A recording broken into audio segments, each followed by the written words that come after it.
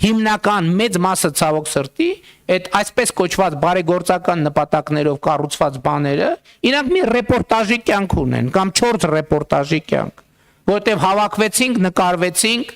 եւ ես անկեղծ ասած ես շատ բան ունեմ, նյարդ ունեմ կուտակված այն դեպքի համար, երբ որ մարդիկ ասենք ենթադրենք 100,000 դրամի բարեգործություն են անում 4 միլիոն դոլարի գովազդ են անում իրանց, այսինքն 100,000 դոլար ծախսում են մի հատ պուլպուլակ սարքելու վրա, հետո 4 միլիոն դոլար ծախսում են լրատվամիջոցների եւ սոցիալական ցանցերի վրա։ Ու բանի բարեգործի բան է այն մեծ sense